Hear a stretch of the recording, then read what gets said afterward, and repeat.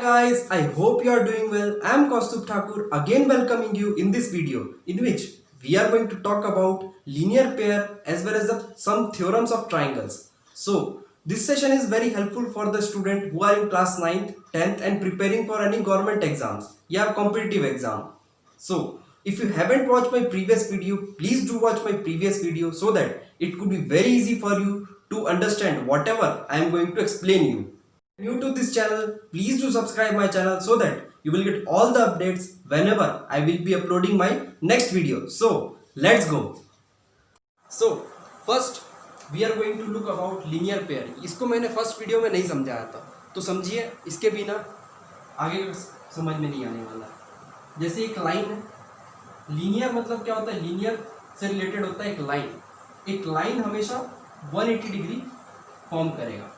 तो linear pair का concept ये बोलता है, अगर इस लाइन में मैं और भी दूसरी लाइन, दो तीन लाइन जो है वो इस लाइन को इंटरसेक्ट अगर कर रही है, ठीक है, सपोज ये दोनों लाइन इसको पॉइंट पी पे इंटरसेक्ट कर रही है, ये ए है, ये बी है, इसको मैं एरो लगा देता हूँ, ठीक है। तो लीनियर पेयर का कॉन्सेप्ट क्या बोलता है कि लीनियर एक लाइन हमेशा जो रहती है वो हमेशा 180 डिग्री बनाती है। तो यहाँ पे तीन एंगल्स इन दो लाइन से बन रहे हैं। एक एंगल है एंगल 1 या एंगल 2, एंगल 3, या आप बोल सकते हो angle X, angle Y, angle Z, ठीक है। मैं यहाँ पे एंगल 1, एंगल 2, एंगल 3 ले रहा हूँ। लीनियर पेयर का कॉन्सेप्ट सेज कि the sum of all three angles, ये एंगल 1 का सम एंगल 2 और एंगल 3 के साथ, angle 1 plus angle 2 plus angle 3 will always give you 180 degree. यहाँ पे जितना भी लाइन्स में बना दूँ, सपोज इसको मैं और डिवाइड कर दी यहाँ से ये, तो यहाँ पे चार एंगल्स बन जाएंगे। ये वाला एक एंगल है, ये वाला एक एंगल है, ये वाला एक एंगल है और ये वाला एंगल है, ठीक है। तो चारों एंगल का जितने भी एंगल्स बने यहाँ पे इस लाइन के अंडर दिस लाइन जितने भी एंगल्स बने सबको सम करोगे तो आपका 180 डिग्री आना चाहिए। क्वेश्चंस करते हैं इससे रिलेटेड। जैसे ये एक फिगर दिया हुआ है, ठीक है। इस फिगर में ये बोला गया कि AB जो है, AB वो पैरेलल हो जाएगा आपका CD के, ठीक है। और कुछ इंफॉर्मेशन दे दी है कि एंगल जो है आपका GED, एंगल GED ये इक्वल है 126 डिग्री के, और बोल दिया है कि EF जो है, EF वो है परपेंडिकुलर इसके CD के। ये कुछ गिवन इंफॉर्मेशन दे रखी है। इसको यूज करते हुए आपको एंगल AGE निकालना है, ठीक है। ये वाला एंगल निकालना है और ये वाला एंगल निकालना है, ठीक है। मतलब आपको फाइंड आउट करना है एंगल AGE, इस एंगल का नाम हो जाएगा ये वाला। इसका डायरेक्शन देखो, इस तरीके से बोलेंगे, जैसे ये एंगल है इसका डायरेक्शन हो जाएगा GEF, और F वाले एंगल का नाम क्या होगा? ये डायरेक्शन कैसे जा रहा है? इस टाइप से। यहाँ से स्टार्ट कर सकते हो या तो यहाँ से भी स्टार्ट कर सकते हो। ये हो जाएगा EFG, या आप बोल सकते हो GFE। ये तीनों एंगल्स को हमको फाइंड आउट करके बताना है, ठीक है, by using the previous concept जो मैं पिछले वीडियोज में भी बता चुका हूँ। और लीनियर पेयर का कॉन्सेप्ट अगर लगता है तो वो भी अप्लाई हो सकता है, ठीक है। तो आओ देखते हैं कैसे करते हैं इसको। तो यहाँ पे आप ये देख रहे हैं कि एंगल जो GED है, एंगल GED इसकी वैल्यू कितनी है? 126 डिग्री, ठीक है। और उसमें ये बोला हुआ है कि ये वाला जो एंगल है, इस एंगल का नाम, ये यहाँ तक ये वाला जो पूरा एंगल इसका नाम हो जाएगा FED। इसकी वैल्यू कितनी है? 90 डिग्री। यहाँ पे दिया हुआ है FED की वैल्यू 90 डिग्री है। और इसमें ये वाला एंगल और ऐड कर दिया, एंगल GEF, ये पूरा मिला के 126 डिग्री मिल गया, ठीक है। तो GED कैसे बना हुआ है? एंगल GEF एक ये वाला एंगल एक, ठीक है, उसमें कौन सा एंगल प्लस कर दिया? 90 डिग्री वाला। तो एंगल GED की जगह मैं क्या लिख सकता हूँ? एंगल GEF में क्या ऐड कर दिया हमें? ये वाला एंगल FED, एंगल FED। इन दोनों को सम करने से कितना आ जा रहा है? 180 डिग्री, सॉरी 180 लिख रहा हूँ मैं, ये 126 डिग्री आ रहा है, ठीक है। तो यहाँ पे आपको एक एंगल की वैल्यू पता है क्या? FED, इसकी वैल्यू कितनी है? 90 डिग्री। पुटअप कर दो तो GEF आ जाएगा आपका प्लस 90 इक्वल टू 126 डिग्री। ये 90 वहाँ ट्रांसपोज हो जाएगा, तो angle GEF is equal to 126 degree minus 90 degree. तो GEF कितना आ जाएगा? यहाँ से माइनस कर लो, 6 माइनस 0 6 हो गए, 12 माइनस 9 हो गए। GEF की वैल्यू आ जाएगी 36 डिग्री। यहाँ तक अगर आप नोट करना चाहें तो नोट कर लो। इसके आगे हमको ये एक दो एंगल और फाइंड आउट करना है। एक तो एंगल AG और दूसरा वाला एंगल जो है आपका GFE, ठीक है। एक एंगल फाइंड आउट हो गया, ये वाली इस एंगल की वैल्यू आ गई हमारी 36 डिग्री। अब इस एंगल की बात करते हैं। देखिए ध्यान से, एंगल AGE जो होगा, ठीक है, एंगल AGE का मतलब क्या हो गया, ये वाला एंगल, ठीक है, ये किसके इक्वल हो सकता है, ये वाला एंगल। क्यों? क्योंकि पिछले वीडियोस में मैं बोल चुका हूं कि अगर दो लाइन पैरेलल है तो उसके लिए ट्रांसवर्सल क्या हो सकता है, GE एक ट्रांसवर्सल हो गया इस लाइन के लिए, ठीक है। तो अगर दो लाइन पैरेलल है और उसको ट्रांसवर्सल इंटरसेक्ट कर रहा है 2 पॉइंट्स पे, एक ये पॉइंट है और ये वाला पॉइंट है, इंटरसेक्ट मतलब काट रहा है, तो क्या हो जाएगा, यहाँ से ये वाला एंगल और ये वाला angle by alternate interior angles equal हो जाएगा। ये वाला एंगल और ये वाला एंगल, यहाँ पे क्या है, एंगल AGE इक्वल हो सकता है आपका एंगल GED के। यहाँ लिख दूंगा मैं, ये दोनों इक्वल है एंगल GED के, और GED की वैल्यू हमको पता है, दैट इज 126 डिग्री। तो ये एंगल भी आ गया आपका कितना, 126 डिग्री, ठीक है। थर्ड एंगल हम लोग फाइंड आउट कर सकते हैं यहाँ से, इसको यूज करते हुए।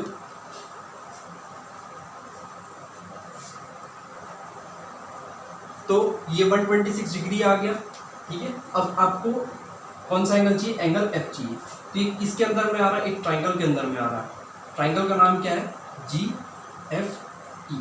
इस ट्राइंगल के अंदर में ये आ रहा है, ठीक है। इसमें आपको ये वाला एंगल की वैल्यू पता है और इसकी वैल्यू पता है, ये 36 है। तो ये वाला एंगल को यूज करके मैं ये वाला एंगल ला सकता हूँ। कैसे? क्योंकि ये GF जो है एक लाइन फॉर्म कर रहा है यहाँ पर, ठीक है। ये एंगल यहाँ पे एक लाइन फॉर्म हो रहा है, ठीक है, और इसकी वैल्यू आपको पता है 126 डिग्री है, और होल लाइन कवर्स कितना, जो मैं थोड़ी देर पहले बता चुका हूँ, 180 डिग्री, ठीक है। तो 180 में से मैं 126 माइनस कर दूंगा तो मैं क्या पाऊंगा, ये वाला एंगल, ठीक है। तो लेट्स फाइंड इट। यहाँ पे लिख सकते हैं हम लोग, GF जो है इज अ लाइन सेगमेंट। तो लाइन हमेशा क्या करती है, हमेशा 180 डिग्री फॉर्म करती है। इस लाइन में, ये लाइन में दो एंगल बन रहा है, एक तो ये वाला एंगल और एक दूसरा ये वाला एंगल, और इन दोनों को सम कर दूंगा तो पूरा कंप्लीट लाइन बन जाएगा 180 डिग्री का। ये हो जाएगा एंगल AGE। इसमें मैं क्या ऐड कर दूंगा, ये वाला एंगल, इसका नाम क्या हो सकता है इस एंगल का, FGE प्लस एंगल FGE। इसकी वैल्यू कितनी आ जाएगी, 180 डिग्री। AGE की वैल्यू आपको पता है कितनी, 126 degree plus FGE is equal to 180। ये 126 वहाँ चल देगा, तो FGE इज इक्वल टू कितना हो गया, 180 minus 126। FGE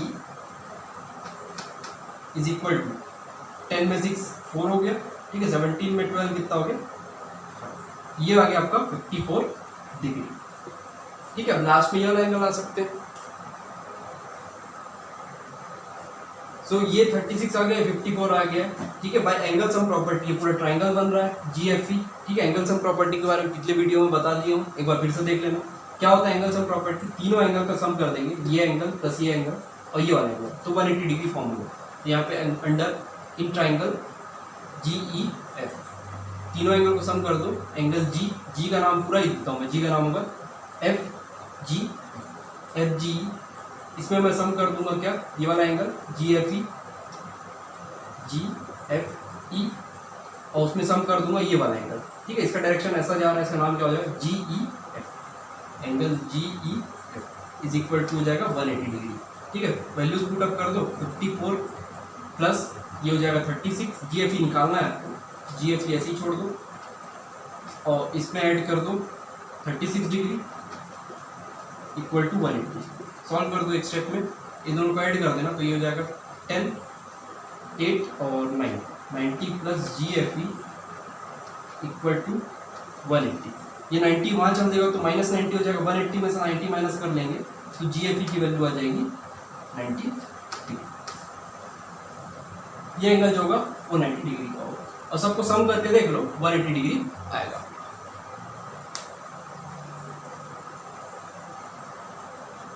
so next question है, इस क्वेश्चन को आप ही लोग करेंगे, ये कुछ इस टाइप का क्वेश्चन है, दैट इज 135 डिग्री। ये एंगल P है, ये S है, ये P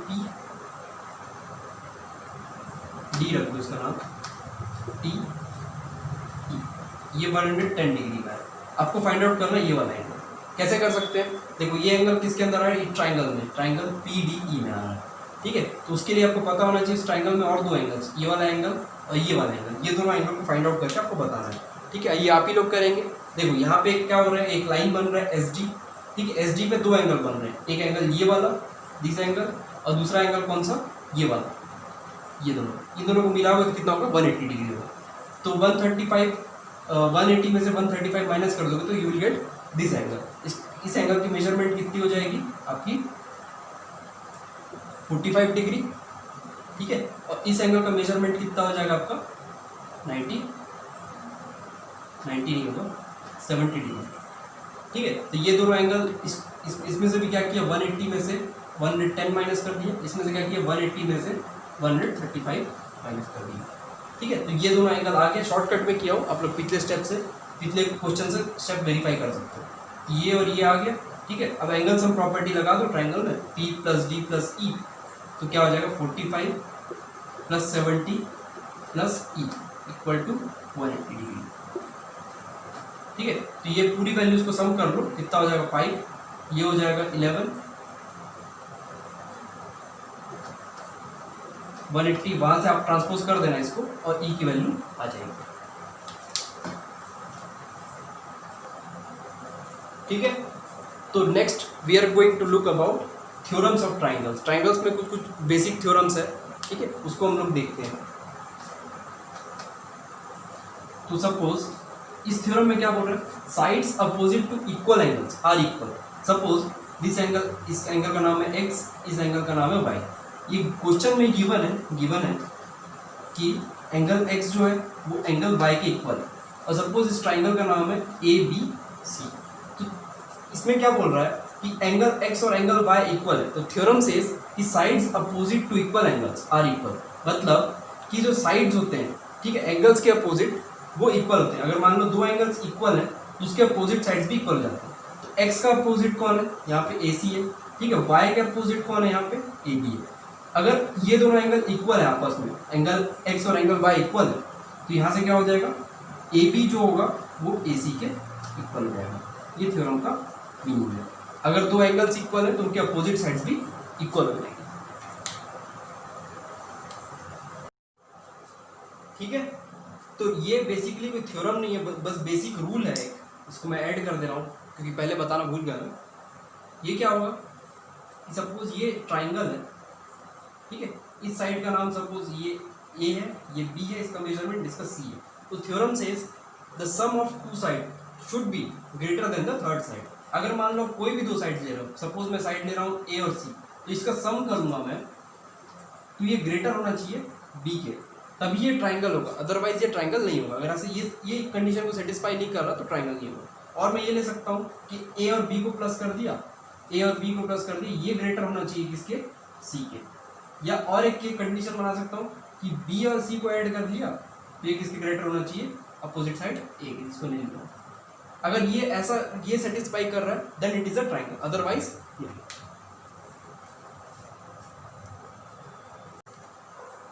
तो next theorem says if two sides of a triangle are equal then angle opposite to longer side are larger। ये equal लिखते हो, ये सॉरी ये unequal होगा, unequal होगा।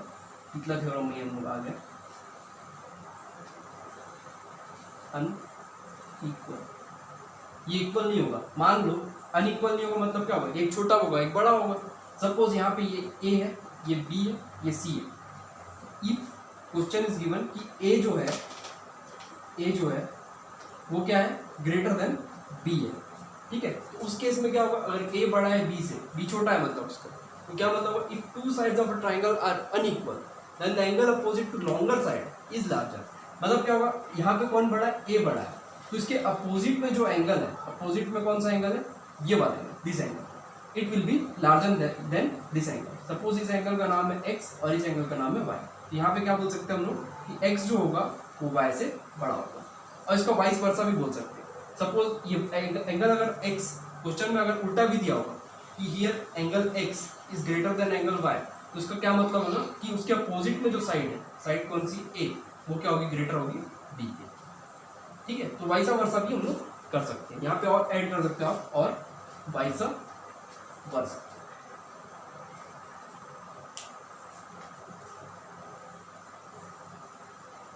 सो नेक्स्ट थ्योरम से ये सिमिलरिटी का थ्योरम है जो क्लास 10th में है।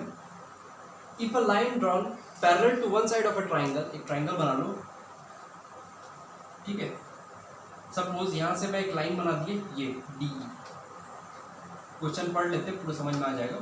Suppose a line, if a line drawn parallel to one side of a triangle, एक साइड के पैरेलल है यहाँ पे डी जो पैरेलल बीसी के, ठीक है, to intersect the other two sides, other two sides को इंटरसेक्ट करेगा, एक साइड को डी पे इंटरसेक्ट कर रहा है और दूसरा को ई पे इंटरसेक्ट कर रहा है, इन डिस्टिंक्ट पॉइंट, अलग अलग पॉइंट में कर रहा है। The other two sides are divided with the same ratio, जो अदर टू साइड्स है ये वाली साइड और ये वाली साइड, ये सेम रेशियो में डिवाइड होगी। कब? अगर DE होगा वो BC के पैरेलल होगा। तो अगर DE is parallel to BC है तो बोथ साइड जो रेशियो बनेगा वो सेम बनेगा। तो रेशियो क्या बनेगा यहाँ पे, AD इज टू TB का रेशियो जो होगा वो AE इज टू EC का रेशियो के इक्वल होगा। इसी थ्योरम को हम लोग क्या बोल सकते हैं, इसी को हम लोग बोलते हैं BPT थ्योरम। BPT मतलब बेसिक प्रोपोर्शनैलिटी थ्योरम, और इसको कई लोग थेल्स थ्योरम भी बोलते हैं, थेल्स थ्योरम, ठीक है। रिपीट एक बार, जो D अगर क्वेश्चन में गिवन है कि D is parallel to BC है, ठीक है, अगर ये लाइन इस लाइन के पैरेलल है तो अदर टू साइड्स में जो रेशियो बनेगा वो क्या होगा, सेम होगा। अगर यहाँ पे रेशियो बन रहा है 1:3 तो इधर भी रेशियो कितना बनेगा, 1:3, ठीक है। Next theorem says the ratios of areas of two similar triangle. Suppose ये एक ट्राइंगल है, ठीक है, सिमिलरिटी के ऊपर मैं और एक वीडियो बनाऊंगा, चिंता करने की कोई बात नहीं है, बस आप समझ जाइए फिलहाल। This triangle name is ABC and this is DEF. The ratio of area of two similar triangle, suppose it is given in the question that, question में गिवन है कि ये दोनों ट्राइंगल जो है वो क्या है, सिमिलर है आपस में। ट्राइंगल ABC, सिमिलर का साइन ये होता है, is similar to triangle DEF।